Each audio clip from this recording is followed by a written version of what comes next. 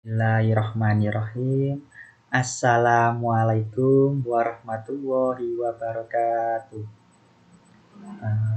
Pertama, sebelum melaksanakan kegiatan MPLS tahun pelajaran 2021-2022, mata pelajaran Bimbingan dan Konseling SMKN Negeri 1 Duduk Sampean, marilah kita panjatkan puji dan syukur kehadirat Allah Subhanahu wa Ta'ala yang telah melimpahkan rahmat dan karunia-Nya sehingga kita dapat melaksanakan kegiatan ini dalam keadaan sehat dan walafiat. Dan tak lupa kita aturkan salawat serta salam kepada junjungan kita Nabi Muhammad SAW, karena beliaulah kita mengetahui mana yang hak dan mana yang batil. Sebelum saya meneruskan kegiatan ini, saya ucapkan selamat kepada para peserta didik yang telah terpilih dan secara resmi menjadi bagian dari SMKN Negeri Duduk 1 Sampean. Untuk itu, beri tepuk tangan untuk kita semua. Jadi yang pertama yaitu saya akan memperkenalkan guru BK di SMKN Negeri 1 Duduk Sampean. Yang pertama ada Bu Devita Sari Fitriani SPD, biasa dipanggil dengan Bu Devi. Yang kedua ada Bu Mufidatus Solika SPD, biasa dipanggil dengan Bu Vida. Dan yang ketiga ada saya, yaitu Andre Tridio Putra MPD, biasa dipanggil dengan Pak Andre. Di BK SMKN Negeri Duduk Sampean mempunyai visi dan misi. Visinya yaitu tersedianya pelayanan bantuan dalam pemberian dukungan, perkembangan, dan pengentasan masalah untuk mewujudkan peserta didik yang bertakwa kepada Tuhan Yang Maha Esa, berbudi pekerti, dan berkompetensi. Untuk misinya, yang pertama, membentuk peserta didik yang mandiri, beriman, bertakwa, bergotong royong, dan peduli dengan lingkungan. Yang kedua, menyiapkan peserta didik yang berpikir kritis, kreatif, inovatif, dan komunikatif. Dan yang ketiga, mengembangkan aspek religius sebagai landasan yang mendasari perilaku peserta didik di sekolah dan di masyarakat. Mungkin kalian sudah tidak asing lagi dengan bimbingan dan konseling, karena bimbingan konseling ada di jenjang SMP. Tapi saya akan lebih memberikan pemahaman tentang apa itu bimbingan dan konseling, fungsinya dan manfaatnya di sekolah SMKN Negeri 1 Duduk Sampean. Yang pertama, pengertian dari bimbingan dan konseling yaitu suatu bantuan yang diberikan konselor atau guru BK kepada konseli, yaitu murid, agar konseli mampu menyelesaikan masalah yang dihadapinya dan mampu mengembangkan potensi yang dimilikinya. Jadi, di sini guru BK itu membantu menyelesaikan masalah yang dihadapi oleh murid. Oleh karena itu, jika kalian mengalami masalah atau ada permasalahan yang tidak bisa diselesaikan sendiri, bisa menceritakannya ke guru BK agar nanti dicarikan bagaimana cara menyelesaikan suatu permasalahan tersebut. Selain itu juga mengembangkan potensi yang dimilikinya. Maksudnya apa, Pak? Jadi jika kalian belum mengetahui bakat dan minat, guru BK biasanya ada instrumen atau ada cara-cara agar kalian mengetahui bakat dan minat yang dimilikinya. Oleh karena itu, kalian bisa mengembangkan, jika kalian sudah mengetahui bakat dan minatnya, kalian bisa mengembangkan potensi yang kalian miliki. Selanjutnya, fungsi BK di sekolah. Fungsi BK di sekolah itu ada 3, yaitu yang pertama preventif, yang kedua kuratif, dan yang ketiga developmental. Preventif ini yaitu mencegah. Maksudnya gimana, Pak? Kok mencegah? Jadi di sini BK itu memberikan pemahaman-pemahaman atau materi yang bersifat pencegahan. Contohnya memberikan dampak dari bahaya narkoba, dampak bahaya dari minuman keras, dampak bahaya dari seks bebas, dampak bahaya dari melakukan kenakalan remaja. Jadi nanti ada pelayanan yaitu bimbingan kelompok atau bimbingan klasikal yang isinya mengenai membahas masalah-masalah umum pada remaja, sehingga kalian nanti bisa tahu dampak dari negatif. Jika melakukan ini apa dampaknya, jika melakukan ini apa dampaknya. Jadi sebelum kalian mencoba untuk melakukan, kalian sudah tahu, oh enggak Pak, saya enggak akan melakukan karena saya takut dampaknya seperti ini. Itu fungsi dari preventif. Yang kedua, kuratif. Kuratif adalah pengobatan. Loh Pak, kayak dokter dong pengobatan. Jadi di sini kuratif ini yaitu guru BK ikut membantu menyelesaikan masalah yang dihadapi oleh siswa. Caranya bagaimana Pak? Caranya jika siswa mempunyai masalah, siswa bisa mengkonsultasikan ke guru BK-nya atau men-sharingkan kepada guru BK-nya. Jadi nanti seumpama ada masalah, cerita aja pada guru BK, nggak usah takut bocor rahasianya atau takut malu sama guru BK. Tenang saja, guru BK sebisa mungkin tidak akan membocorkan masalah kalian kepada orang lain atau pihak ketiga, karena di dalam BK sendiri itu ada azasnya, yaitu azas kerahasiaan, yang mana azas ini hanya diketahui konseli dan konselor. Jadi jangan malu-malu untuk menceritakan, karena di sini BK itu membantu menyelesaikan masalah yang kalian hadapi. Yang ketiga yaitu developmental. Jadi developmental ini yaitu bimbingan dan konseling perkembangan. Maksudnya gimana Pak? Jadi maksudnya seumpama kalian sudah memiliki etika yang baik, tata krama yang baik, atau sikap yang baik, pemikiran yang positif, yang sudah memiliki hal-hal tersebut, itu sebisa mungkin BK memantau ini bisa berkembang lebih baik lagi atau tetap memiliki sifat itu. Jangan sampai sudah mempunyai sikap yang baik, sudah mempunyai perilaku yang baik, karena adanya teman, ikut-ikutan teman, akhirnya menjadi perilaku yang tidak baik. Nah, ini yaitu tata tertib. Jadi karena kalian sudah masuk menjadi siswa-siswi atau peserta didik di SMKN Negeri 1 Duduk Samyan, jadi kalian wajib menaati tata tertib atau peraturan di SMKN Negeri 1 Duduk Samyan. Hal masuk sekolah, yang pertama, bel masuk dibunyikan pukul 7 dan peserta didik hadir di sekolah 15 menit sebelum bel berbunyi. Jadi peserta didik diharuskan wajib 15 menit sebelum bel masuk itu harus ada di sekolahan. Karena Karena ada doa bersama, ada menyanyikan lagu Indonesia Raya, dan jika siswa-siswi yang mengalami masalah kebocoran ban, motornya mogok, atau hal-hal lain yang tidak diinginkan, itu bisa teratasi. Karena apa? Berangkat dari rumah lebih pagi dan 15 menit nyampe sekolah sebelum jam 7. Yang kedua, sebelum memulai pembelajaran, peserta didik berdoa bersama, dilanjutkan menyanyikan lagu Indonesia Raya dengan sikap sempurna dan literasi selama 15 menit. Yang ketiga, jam belajar dimulai. Jadi, mulai hari Senin sampai dengan Jumat, dimulai pukul 7 dan selesai pukul 15 atau jam 3 sore. Yang keempat, peserta didik dinyatakan terlambat jika peserta didik datang ke sekolah setelah bel masuk dibunyikan.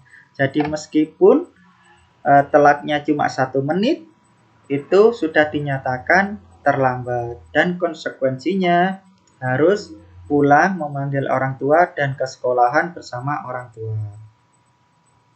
Yang kelima, Peserta didik yang ketahuan terlambat akan dipersilakan pulang dan kembali didampingi oleh orang tua ke sekolahan. Jadi, oleh karena itu jangan sampai terlambat ya. Yang keenam, peserta didik yang tidak masuk sekolah karena sakit atau keperluan penting lainnya wajib memberi informasi secara tertulis dan diinformasikan langsung oleh orang tua atau wali peserta didik kepada guru piket atau wali kelas paling lambat 2 hari setelah masuk atau tidak masuk sekolah. Jadi kalian yang kebetulan tiba-tiba sakit atau izin orang tua, izin karena ada keperluan keluarga, bisa orang tuanya yang mengizinkan melalui WA bisa atau surat tertulis. Kalau melalui WA harus pakai nomor telepon orang tua atau orang tua menelpon ke sekolahan. Kalau memakai surat, datang ke sekolahan bersama orang tua atau orang tuanya disuruh datang ke sekolahan, menemui guru piket atau guru mata pelajaran. Yang selanjutnya, peserta didik tidak boleh meninggalkan kelas selama jam pelajaran berlangsung sebelum mendapat izin dari guru di kelas sesuai surat permohonan izin. Jadi, peserta didik tidak boleh meninggalkan kelas selama jam pelajaran berlangsung. Kalau memang ada keperluan atau memang sakit, bisa izin kepada guru mata pelajaran yang sedang ada di kelas. Selanjutnya, peserta didik tidak boleh meninggalkan sekolah selama jam pelajaran berlangsung sebelum mendapat izin dari guru di kelas. Jadi, tidak diperbolehkan keluar tanpa izin atau meninggalkan jam pelajaran tanpa seizin dari guru yang sedang mengajar. Selanjutnya, nomor 9, kegiatan pembelajaran diakhiri dengan doa dan menyanyikan salah satu lagu daerah nasional atau lagu daerah.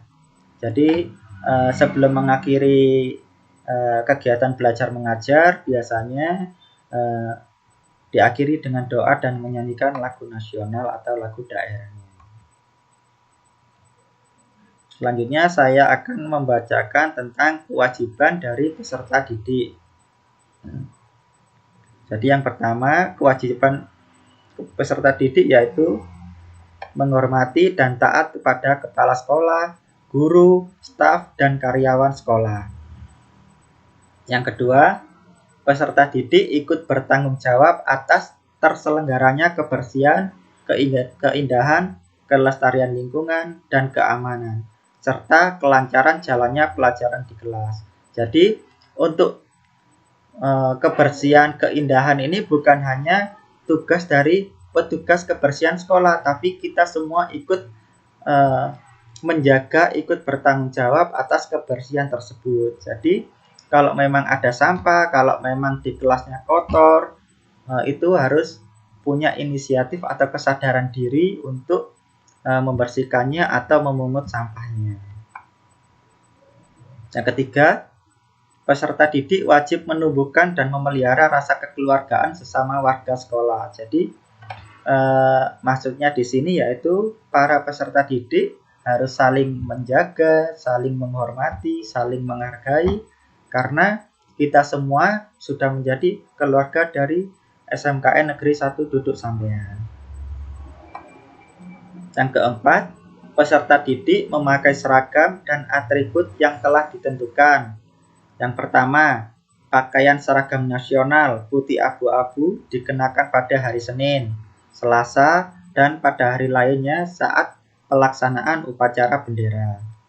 Yang kedua, pada saat upacara bendera dilengkapi dengan memakai topi, memakai ikat pinggang, dan dasi abu-abu berlogo SMKN Negeri 1 Duduk Sampean, serta memakai sepatu hitam polos. Yang ketiga, pada hari Rabu dan Kamis menggunakan seragam khusus, yaitu seragam SMKN Negeri 1 Duduk Sampean dilengkapi dengan ikat pinggang dan dasi seragam khusus berlogo SMKN Duduk Sampean dan bersepatu hitam. Untuk hari Jumat, menggunakan seragam pramuka, menggunakan hasduk, menggunakan ikat pinggang, kaos kaki hitam berlogo SMKN Negeri 1 Duduk Sampean, serta bersepatu hitam polos. Jadi kalian harus tahu sebelumnya kalau hari Senin pakai apa, Selasa pakai apa, Rabu pakai apa, Jumat pakai apa. Jadi disesuaikan dengan harinya dan ketentuannya hari ini memakai apa itu harus sudah diingat-ingat beserta atributnya. Selanjutnya yaitu seragam olahraga dan prakerin harus digunakan lengkap, atasan dan bawahan, sesuai dengan ketentuan sekolah dan tidak diperkenankan memakainya saat jam pelajaran selain pelajaran olahraga dan prakerin. Jadi kalau sudah selesai olahraga atau selesai prakerin harus segera diganti bajunya. Jadi jangan sampai waktunya, contohnya mata pelajaran matematika masih menggunakan seragam olahraga atau pelajaran lain masih menggunakan seragam olahraga. Begitu juga dengan prakerin. Kalau sudah selesai prakerin langsung copot ganti baju dan memakai baju pada hari tersebut. Selanjutnya yaitu model jahitan harus sesuai dengan yang ditentukan sekolah.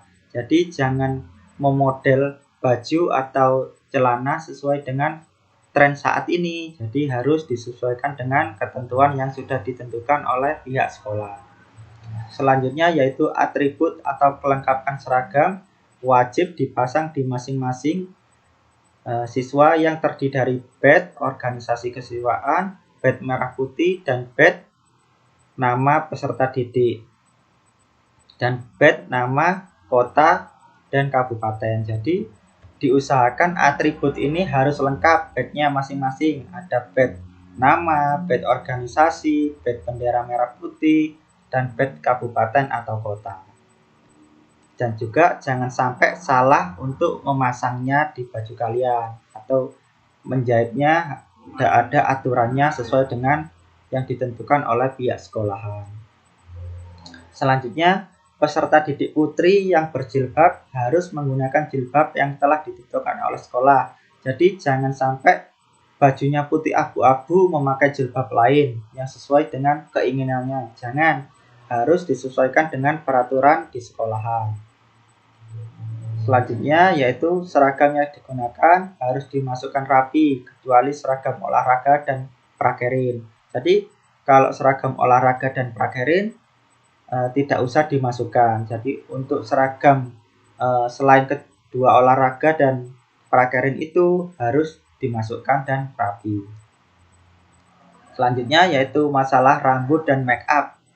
Yang pertama, rambut harus rapi, tidak gondrong, dan tidak dicat warna. Panjang rambut maksimal 2 cm, serta tidak gundul yang ada garis-garisnya. Dan juga tidak dimodel panjang bagian belakangnya. Jadi banyak siswa di SMK Negeri Duduk Sampean ini yang memiliki rambut panjang belakangnya. Jadi jangan dicontoh yang memanjangkan rambut bagian belakang. Yang kedua yaitu tidak memakai anting, tindik, tato, kalung, gelang, dan rantai di saku untuk putra. Jadi diusahakan jangan memakai itu semuanya. Diusahakan udah nggak pakai apa-apa, udah nggak usah pakai kalung, nggak usah pakai gelang, nggak usah pakai rantai, atau nggak usah pakai tindik. Jadi sesuaikan dengan peraturan di sekolahan. Yang ketiga, rambut disisir rapi, tidak boleh dicat warna, disambung untuk putri. Jadi untuk putri ini rambutnya harus disisir rapi, tidak boleh dicat warna atau disambung. Ya, selanjutnya yang D, tidak memakai perhiasan berlebihan, tato, tindik telinga lebih dari 1 untuk putri. Jadi jangan memakai perhiasan berlebihan ke sekolahan, jangan sampai memakai tato, dan jangan sampai telinganya ditindik lebih dari 1. Yang E, alis tidak dicukur dan tidak memakai kosmetik berlebihan. Jadi alisnya jangan dicukur, jangan kayak pensil alis, dan jangan sampai kosmetiknya berlebihan. Yang F, tidak diperbolehkan memelihara kuku panjang, pakai cat kuku untuk putra dan putri. Jadi kukunya jangan yang panjang-panjang, harus segera dipotong. Terus kukunya jangan diwarnai, jadi harus warna sesuai dengan kukunya.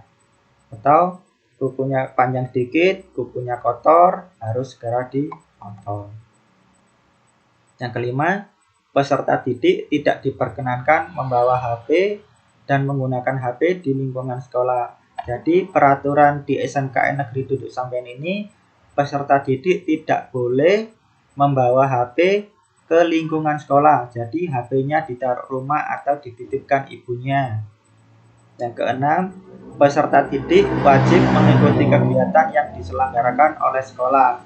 Jadi contohnya ada kegiatan pondok Ramadan, ada kegiatan Jumat bersih, ada kegiatan upacara bendera, itu wajib mengikutinya. Kalau memang sakit, bisa konfirmasi ke guru piket atau guru wali kelasnya. Yang ketujuh, peserta didik mengikuti satu kegiatan ekskul wajib, contohnya pramuka, dan 1-2 kegiatan ekstra pilihan yang ada di sekolahan. Jadi setiap siswa wajib mengikuti satu ekstrakurikuler agar peserta didik mempunyai keterampilan-keterampilan lain yang dibutuhkan suatu saat nanti. Nomor 8, mengembangkan rasa ikut memiliki dan memelihara sarana prasarana dan inventaris kelas yang ada di sekolah. Jadi harus saling menjaga lingkungan, harus saling menjaga prasarana-prasarananya. Jadi jangan melakukan vandalisme di sekolahan. Contohnya jangan mencoret-coret tembok, jangan mencoret-coret bangku, jangan mencoret-coret kursi, karena itu semua adalah fasilitas yang kalian gunakan untuk mempernyaman kalian saat berada di sekolahan. Yang kesembilan, menjaga nama baik sekolah baik di dalam maupun di luar sekolah. Jadi kalian harus menjaga nama baik sekolah di luar maupun di dalam sekolah. Yang terakhir, menjaga kebersihan dan ketertiban masing-masing kelas. Jadi kalau memang menemukan sampah, dimasukkan ke tempat sampah. Contohnya sampah plastik, kan sudah ada tempat sampah plastik, berarti dimasukkan di tempat sampah plastik. Kalau menemukan sampah daun, berarti dimasukkan ke tempat sampah organik. Selanjutnya yaitu larangan peserta didik. Yang pertama, peserta didik meninggalkan kelas atau sekolah tanpa izin. Jadi dilarang peserta didik meninggalkan kelas atau sekolah tanpa izin guru piket atau guru wali kelas yang sedang berada di sekolahan. Yang kedua, peserta didik melakukan kegiatan yang bertentangan dengan norma hukum, agama, dan masyarakat. Yang ketiga, membawa barang di luar kebutuhan belajar dan alat komunikasi. Apabila tetap membawa, resikonya kehilangan atau kerusakan menjadi tanggung jawab pribadi. Jadi sudah saya jelaskan sebelumnya bahwa tidak boleh membawa alat komunikasi atau HP ke lingkungan sekolahan.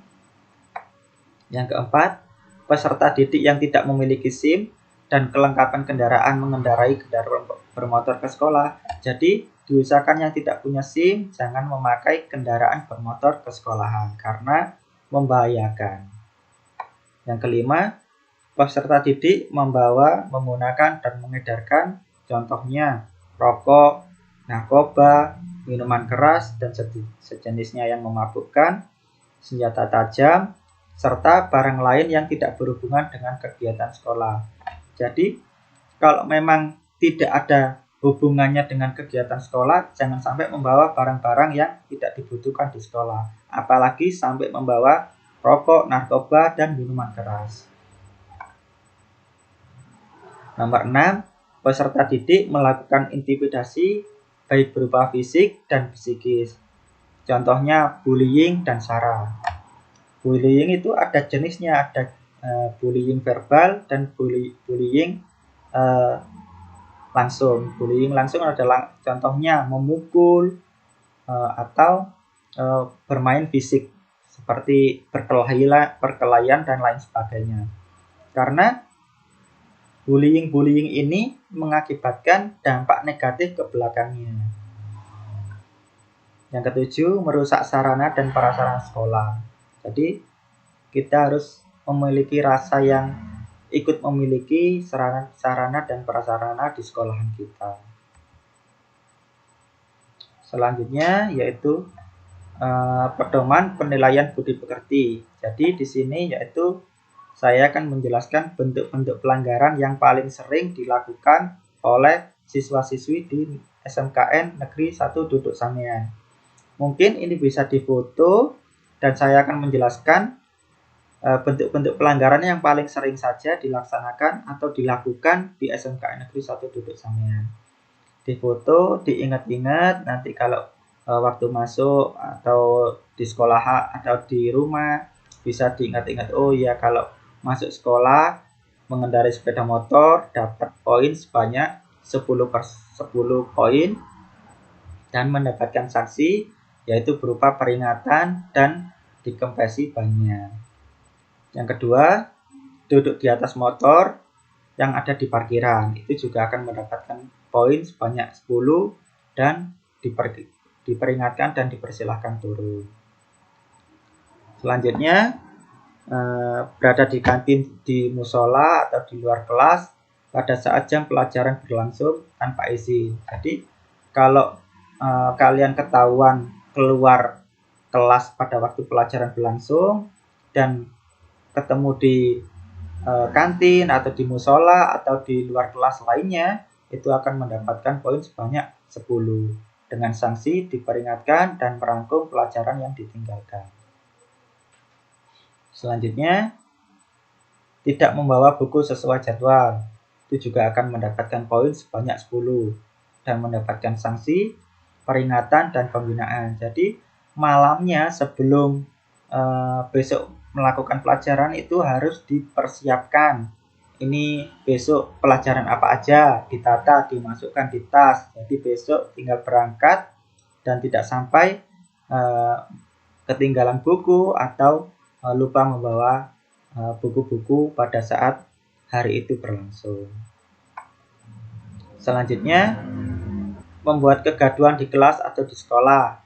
Jadi kalau ketahuan atau melaksanakan itu akan dikenakan skor sebanyak 10 dan mendapatkan sanksi, peringatan, dan pembinaan. Jadi kalau memang di kelas itu harus mendengarkan, memperhatikan, jangan sampai ramai sendiri atau mengganggu temannya yang lain. Selanjutnya, nomor 8, mencoret-coret atau mengotori dinding, pintu, meja, kursi, dan pagar sekolah. Itu juga akan mendapatkan poin sebanyak 10. Jadi, sudah saya jelaskan di awal tadi, kita itu harus saling memiliki untuk prasarana dan prasarana sekolah dan juga menjaga. Jadi, jangan sampai merusak, karena jika kalian merusaknya, otomatis itu akan berdampak pada kalian sendiri. Selanjutnya yaitu bermain bola di koridor dan di dalam kelas. Kalau memang waktunya olahraga sudah ada disediakan di sekolahan yaitu lapangan olahraga. Jadi bisa bermain bola di lapangan olahraga, jangan bermain bola di kelas atau di koridor sekolahan. Selanjutnya yaitu melindungi teman yang bersalah, itu juga akan mendapatkan poin sebanyak 15 dan berupa saksi, peringatan, dan pembinaan. Jadi kalian yang mengetahui nih, contohnya temannya mencuri barang temannya, tapi saat ditanya gurunya atau ditanya temannya yang lain, kalian mengaku tidak tahu. Dan ternyata akhirnya ada teman lain yang mengetahui bahwa kalian melindungi temannya, kalian akan mendapatkan poin sebanyak 15 dan mendapatkan sanksi berupa peringatan dan pembinaan. Selanjutnya nomor 14, berpacaran di sekolah. Jadi diusahakan di usia-usia remaja seperti kalian jangan berpacaran apalagi sampai berpacaran di sekolahan, itu akan mendapatkan skor sebanyak 20 dan mendapatkan sanksi berupa peringatan dan pembinaan. Selanjutnya ini mulai ke poin-poin yang besar, yaitu membawa atau menggunakan handphone di lingkungan sekolah. Ini poinnya besar, yaitu 50, dan sanksinya yaitu dihancurkan oleh pihak sekolahan. Selanjutnya nomor 16, menyalahgunakan uang SPP atau uang sekolah. Jika kalian ketahuan dari pihak sekolahan menyalahgunakan uang SPP atau uang sekolah dan orang tua kalian mengadu, maka kalian akan mendapatkan poin sebanyak 25 poin dan mendapatkan sanksi berupa peringatan, panggilan orang tua, dan mengisi surat pernyataan tidak mengulanginya lagi. Selanjutnya, membuat surat izin palsu. Jadi jangan sekali-kali kalian membuat surat izin palsu, karena apa? Poinnya sangat besar, itu termasuk penipuan. Jadi poinnya di sini yaitu 40 dan mendapatkan sanksi berupa peringatan, panggilan orang tua, dan mengisi surat tidak melakukan atau mengisi surat pernyataan siswa tidak mengulanginya lagi. Selanjutnya, meloncat jendela dan pagar sekolah. Jadi meskipun jam pelajaran udah selesai, sekolah udah pulang, jangan melompat jendela dan pagar sekolah, karena sudah disediakan pintu. Jadi kalau memang terbukti melanggar dan terbukti ketahuan guru, maka mendapatkan poin sebanyak 40 dan berupa sanksi diberikan panggilan orang tua, mengisi surat pernyataan agar siswa tidak mengulanginya lagi. Nomor 20, merusak sarana dan prasarana sekolah. Ini poinnya juga besar, yaitu 40 dengan sanksi panggilan orang tua, mengisi surat pernyataan siswa tidak mengulanginya lagi.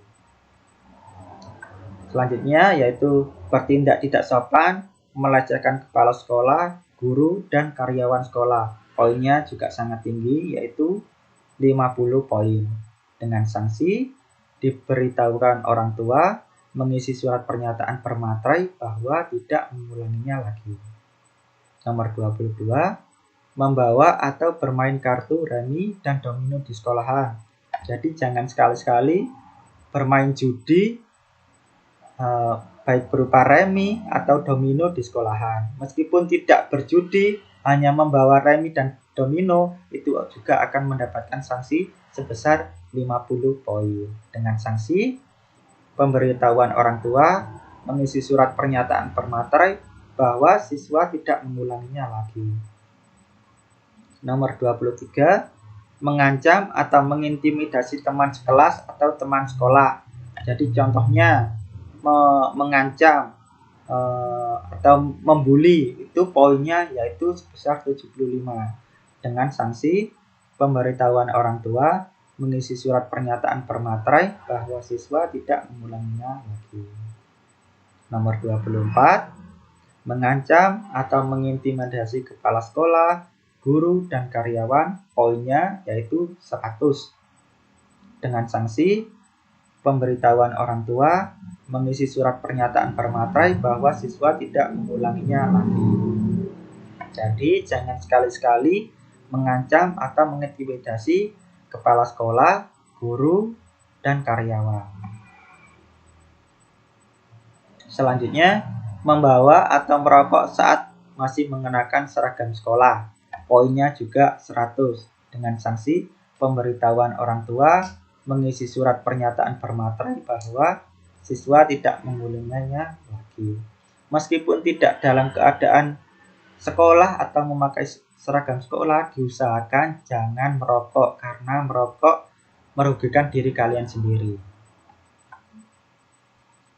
Selanjutnya, berjudi dalam bentuk apapun di lingkungan sekolah maupun di luar lingkungan sekolah juga akan mendapatkan poin sebanyak 150. Membawa senjata tajam juga sama, 150. Tawuran juga sama, 150. Berperilaku jorok atau asusila baik di dalam maupun di luar sekolah juga 150 dan langsung dikembalikan ke orang tua. Mencuri, poinnya lebih besar lagi 200 dan langsung dikembalikan ke orang tua.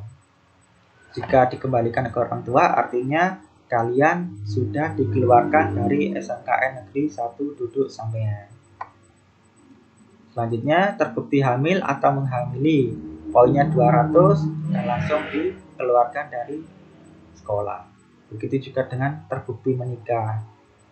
Ini sanksinya sama, yaitu dikembalikan ke orang tua atau keluar dari SMKN Negeri 1 Duduk Sampean.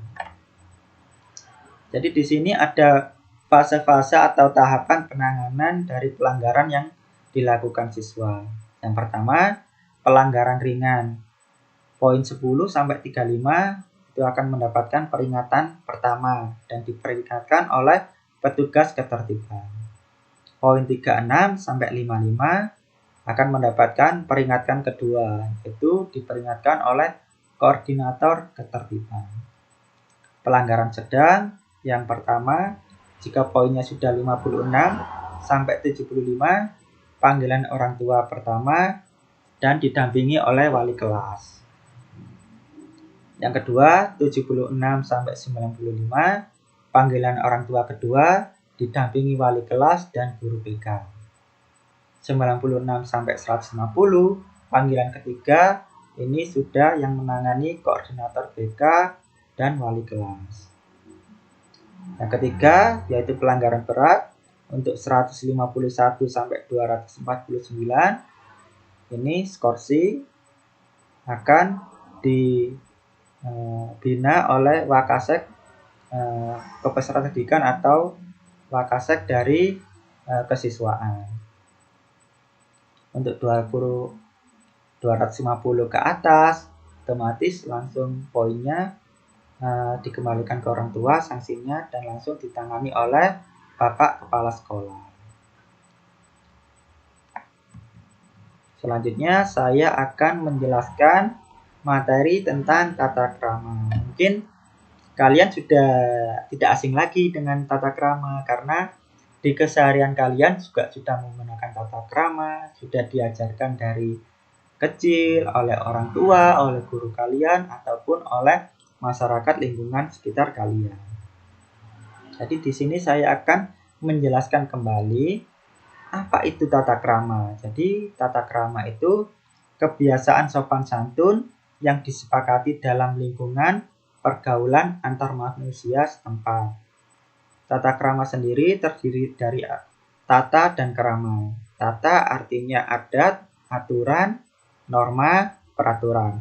Dan krama artinya sopan, santun, kelakuan, tindakan, dan perbuatan. Jadi kesimpulan saya dari tata krama ini yaitu sopan, santun, kelakuan, tindakan yang diatur oleh norma dan peraturan setempat agar kita selalu senantiasa melakukan hal-hal yang sesuai dengan aturan dan norma yang berlaku di masyarakat.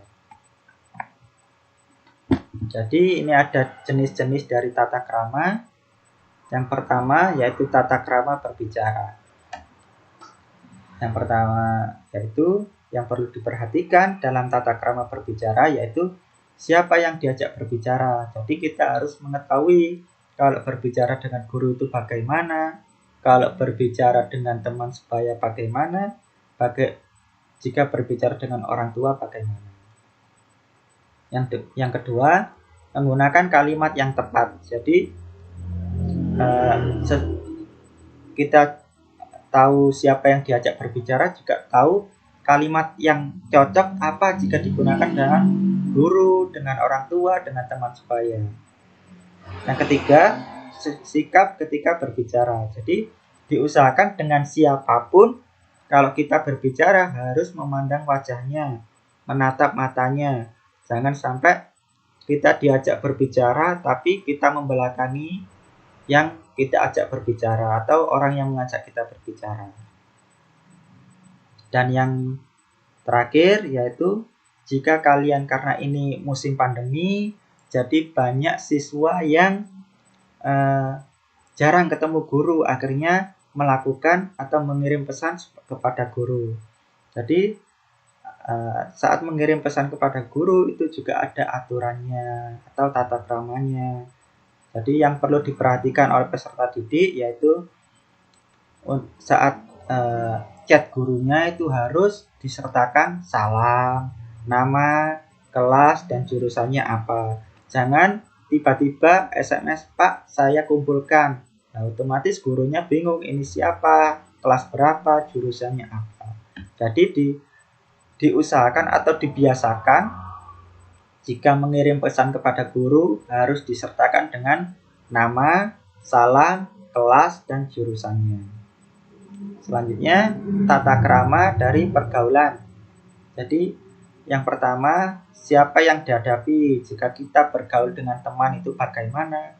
Bergaul dengan guru bagaimana? Dan bergaul dengan orang tua bagaimana? Kita harus pandai-pandai menyikapkan diri kita atau istilahnya tahu bagaimana cara kita bergaul dengan orang tua, bergaul dengan teman, atau bergaul dengan guru. Selanjutnya, bagaimana cara bersikap. Jadi kita harus bisa menentukan, oh ya kalau bersikap dengan teman sebaya, saya harus seperti ini. Bersikap dengan guru harus seperti ini. Bersikap dengan orang lain harus seperti ini. Nah, selanjutnya, menyapa atau memberi salam ketika bertemu. Jadi diusahakan dengan siapapun ketika bertemu harus memberi salam dan menyapa. Terus selanjutnya memohon maaf ketika bersalah. Jadi seumpama kita punya salah kepada guru, kepada orang tua, kepada teman atau tetangga kita, itu diusahakan harus selalu minta maaf. Terus selanjutnya rendah hati, tidak menang sendiri. Jadi jika kita berteman dengan teman kita harus rendah hati, harus tidak menang sendiri, jangan egois. Selanjutnya siap memberi bantuan sesuai kemampuan. Jadi jika ada guru kita atau teman kita, masyarakat lingkungan sekitar kita membutuhkan bantuan, kita harus, jika kita bisa membantunya, kita harus membantu, dan membantunya harus dengan ikhlas. Selanjutnya, tata krama dalam berpenampilan. Yang pertama, itu harus sederhana, rapi, pantas, dan bersahaja. Untuk rambutnya, untuk yang laki-laki maupun perempuan, jangan dicat rambut. Yang laki-laki ukuran rambutnya disesuaikan dengan peraturan sekolah. Dan untuk siswa putri juga tidak menyambung rambutnya atau mewarnai rambutnya. Selanjutnya, untuk siswa putri juga tidak diperkenankan menggunakan perhiasan yang berlebihan dan make up yang berlebihan. Dan yang terakhir, baju seragam itu harus sesuai dengan jahitan yang dibutuhkan sekolahan, jangan terlalu longgar dan jangan terlalu sempit. Selanjutnya, materi ini yaitu penerapan tata krama.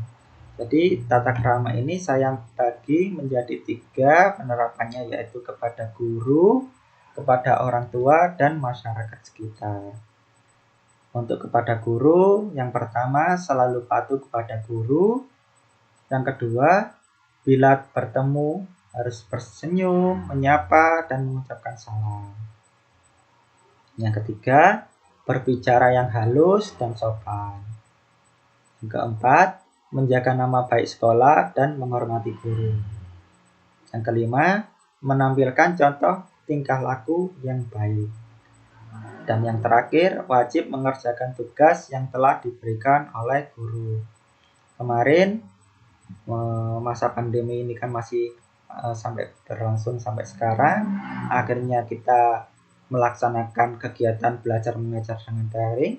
Akhirnya banyak siswa yang tidak mengerjakan soal atau mengerjakan tugas yang diberikan oleh gurunya. Karena alasan HP-nya rusak, karena alasan tidak ada wifi-nya, nggak ada paketannya. Jadi diusahakan kalian harus mengerjakan tugas yang diberikan guru, karena mengerjakan tugas yang diberikan guru adalah salah satu tata krama kepada guru. Kalau memang HP-nya rusak atau tidak ada paketan, pihak sekolah sudah menyediakan tab jika HP-nya benar-benar rusak, dan bisa datang ke sekolahan jika tidak punya paketan, karena di sekolah sudah disediakan WiFi, bisa mengerjakan di gazebo atau di tempat lain sekiranya membuat kalian nyaman untuk mengerjakannya. Yang kedua, kepada orang tua. Yang pertama, menghormati orang tua dan melaksanakan perintahnya dengan baik. Jadi, kalau orang tua itu menyuruh kalian untuk belanja atau keperluan lainnya, kalian harus menyikapinya dengan baik, dengan ikhlas, dengan tulus, karena itu adalah salah satu cara membahagiakan orang tua kita. Yang kedua, menyambut ajakan orang dengan wajah yang riang dan gembira. Jadi, jika orang tua kita mengajak, kita harus menyambutnya dengan wajah yang riang dan gembira. Jangan menunjukkan muka yang marah, muka yang malas untuk mengikuti ajakannya. Itu jangan sampai melakukan hal itu. Yang ketiga, menghormati orang yang lebih tua dan menghargai orang yang lebih muda. Jika kita di keluarga kita ada kakak kita, juga kita harus menghargai, karena kakak kita adalah orang yang lebih tua dari kita. Yang keempat, bila diajak berbicara harus memperhatikan dan menatap wajahnya. Jadi meskipun kita ngobrol dengan adik kita harus memberikan contoh bahwa kita harus menatap wajahnya, karena kita wajib memberikan contoh kepada adik kita. Begitu juga dengan orang tua, kita harus jika diajak ngobrol dengan orang tua, diajak berbicara dengan orang tua, harus menatap wajahnya. Jangan sampai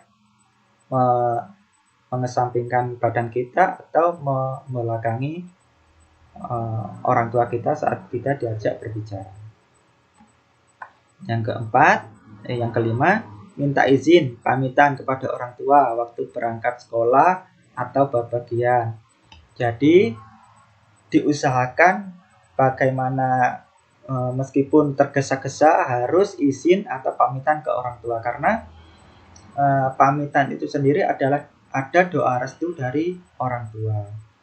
Contohnya kita berangkat sekolah harus pamitan, Bapak, Ibu, saya mau berangkat sekolah, dipeluk atau menyalami orang tua. Karena orang tua itu jika kita bepergian tidak berpamitan, itu akhirnya khawatir dan akhirnya membuat orang tua kepikiran kita berada di mana, kita sedang ngapain di luar. Jadi sebisa mungkin harus jujur kepada orang tua berangkat kemana dan harus berpamitan.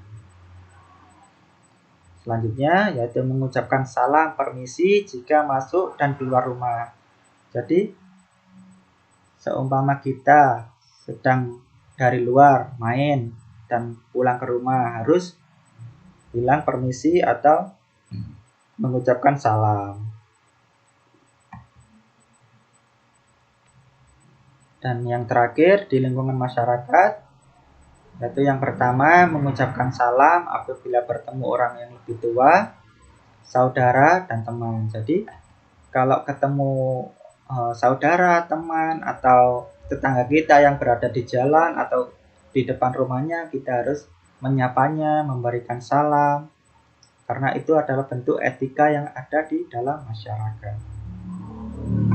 Yang kedua, membiasakan mengetuk pintu, salam, permisi bila bertamu. Jadi jika bertamu ke rumah masyarakat atau tetangga kita, harus diusahakan mengetuk pintu, memberi salam, dan bilang permisi Bu, Pak, atau kula nuwun, seperti itu kalau ada di Jawa. Nomor 3, saling tolong menolong sesama tetangga.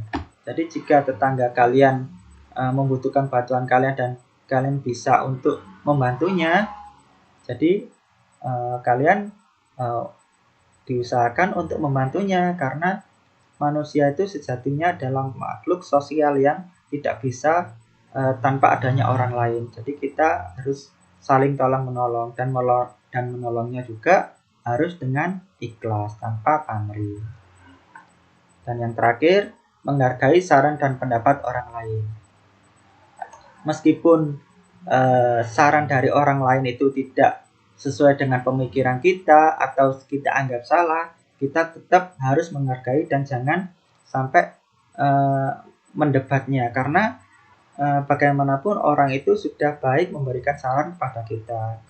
Kalau seumpama kita mendebat, dan karena orang itu mungkin mempunyai emosional yang tinggi, akhirnya mengakibatkan kita bisa bersitegang atau berseteru dengan orang tersebut. Selanjutnya di slide ini, yaitu saya akan menjelaskan manfaat memiliki tata krama. Yang pertama, kehidupan yang damai akan didapatkan, tak hanya untuk kita, melainkan juga untuk masyarakat di sekitar kita. Jadi, jika kita menerapkan tata krama ini di kehidupan kita, kita akan mendapatkan atau dihargai oleh orang lain, dihormati, dihargai, disegani, karena hal ini adalah yang kita lakukan terhadap orang lain akan dibalas orang lain terhadap diri kita. Yang kedua, dapat memperkecil konflik yang ada di lingkungan masyarakat. Dengan adanya sikap yang santun, tentu banyak orang yang merasa dihargai dan tidak tersinggung. Jadi, jika kita menerapkan tata krama ini dalam masyarakat, otomatis kita menunjukkan bahwa kita itu menghargai dan menghormati orang tersebut, yang akhirnya akan memperkecil timbulnya konflik yang ada di sekitar kita. Nomor 3, dapat hidup dengan nyaman karena tidak ada orang yang tersakiti dan tersinggung. Jadi jika kita menghargai dan menghormati, otomatis kita tidak menyakiti atau menyinggung hati orang lain. Yang keempat, memiliki banyak teman, saudara, dan tidak memiliki musuh. Dengan kita memiliki tata krama yang baik, secara otomatis banyak orang yang akan nyaman dengan kita, dan saudara dan teman kita akan bertambah. Jadi maksudnya di sini, jika kita memiliki tata krama yang baik dalam diri kita, otomatis banyak orang yang suka dengan kita. Jika banyak orang yang suka dengan kita, otomatis orang itu akan nyaman berada di samping kita. Dan lama-lama teman kita akan bertambah karena kita selalu berbuat baik kepada orang lain. Nomor 5, dengan memiliki tata krama, berarti kita sebagai warga negara telah memiliki kesadaran untuk taat pada hukum, taat pada norma dan peraturan perundang-undangan yang berlaku. Jadi, sesuai dengan arti dari tata dan krama, yaitu sopan santun sesuai dengan norma yang ada, otomatis kita juga menaati hukum dan norma yang ada berlaku di negara kita. Otomatis kita sudah menjadi warga negara yang baik. Nomor 6, mudah dalam bergaul dan diterima masyarakat dimanapun tempat kita akan tinggal nantinya. Jadi kalau kita menerapkan tata krama ini dimanapun, meskipun tidak di Jawa, contohnya di Sulawesi, di Palembang, atau di Irian Jaya, mungkin kalau kita membawa tata krama kita ini, masyarakat ini di tempat manapun kita akan tinggal nanti, orang lain itu pasti dengan mudah akan menerima kita, karena kita secara nggak langsung sudah menghargai, sudah menghormati mereka. Dan yang terakhir, sebelum penutupan atau materi sudah habis, ada tugas yang saya berikan kepada kalian. Itu yang pertama, ceritakan pengalaman kalian jika sudah menerapkan tata krama kepada guru, teman, orang tua, dan masyarakat sekitar. Jadi, buatlah cerita pengalaman pribadi kalian yang kalian rasa sudah menerapkan tata krama ini kepada guru, teman atau orang tua atau masyarakat sekitar. Jadi dipilih, mungkin bisa diceritakan waktu SMP saya sudah melakukan tata krama kepada guru atau kepada orang tua, dipilih salah satu. Yang kedua, rangkumlah materi dari MPLSBK. Jadi semua yang telah saya bacakan tadi dirangkum, mana yang penting dan diingat-ingat, dan sebisa mungkin diterapkan dalam kehidupan sehari-hari kalian. Dan yang ketiga, buatlah daftar keinginan yang ingin dirubah pada diri kalian untuk menjadi lebih baik lagi dalam melaksanakan tata krama. Contohnya, kalian kemarin biasanya berbicara pada orang lain itu tidak memandang wajahnya. Kalian setelah mengetahui bahwa memandang wajah itu adalah salah satu tata krama, etika dalam berbicara, jadi kalian ingin menerapkan tata krama ini pada kehidupan sehari-hari kalian. Jadi kalian akan memandang wajahnya saat diajak berbicara oleh orang lain. Dan itu adalah yang terakhir. Sekarang adalah penutupan. Karena memang pandemi belum selesai, kita tidak bisa melaksanakan sekolah luring, sekolahnya hanya bisa dilaksanakan daring. Jadi pesan yang dapat saya sampaikan di saat pandemi seperti sekarang, tetap patuhi protokol kesehatan dan patuhi perintah dari pemerintah agar COVID segera hilang dan kita dapat melaksanakan sekolah luring lagi seperti dulu. Dan ini mungkin saya ada kutipan dari Imam Syafi'i rahimahullah, barang siapa yang tidak merasakan pahitnya belajar, ia akan merasakan hinanya kebodohan sepanjang hidupnya. Maksudnya, jadi memang kita belajar itu perjuangan, proses, tidak ada belajar yang ujuk-ujuk kita langsung pintar menguasai sampai ilmu apapun bisa. Kita sudah belajar dari TK, dari PAUD, berangkat pagi sampai sore, SD SMK juga akan 3 tahun lagi kalian akan bersekolah, otomatis masih banyak hal yang kalian perjuangkan untuk memperjuangkan belajar atau mendapatkan ilmu.